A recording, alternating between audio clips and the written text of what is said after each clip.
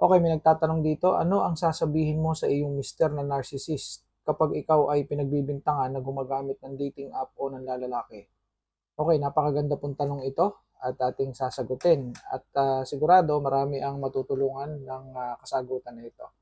So sa sitwasyon na ito, makakatulong na maging mahinahon at direkta ninyong sasabihin ang totoo. Hindi ninyo papatulan ang mahabang argumento. Meaning to say, hindi kayo makikipagtalo dito. Direct ang inyong sagot. So ito sasabihin nyo. Hindi ako gumagamit ng dating app o ng lalaki. Yan ang katotohanan.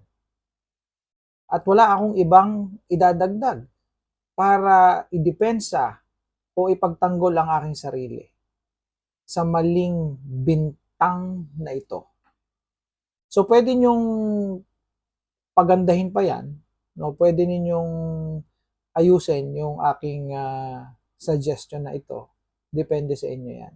Okay? But yan yung basic.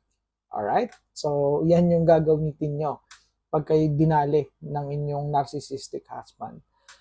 Ang mahalaga ay maging matatag kayo sa inyong sinabi na yan. So, kailangan ay kayo ay assertive.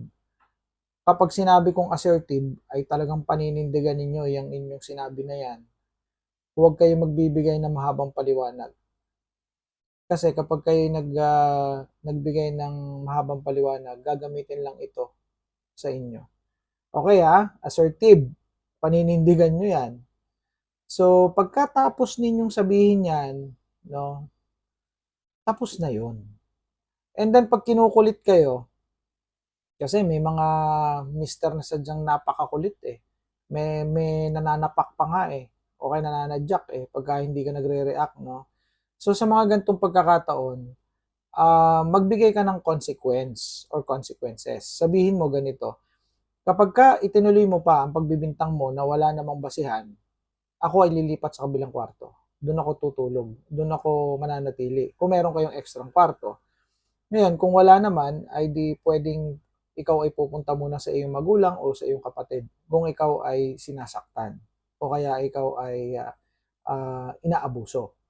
And kung dumating naman sa punto na talagang kayo ay sinasaktan na, kayo ay pinagmumura na, pwede niyong kasuhan ng bawsi or kaya pwede ninyong ipabarangay. O kaya kung talagang kayo ginulpe o binugbog dahil sa inyong sagot na iyan, ay hindi maigi kayo ay pumunta na agad sa pulis. I-report nyo na.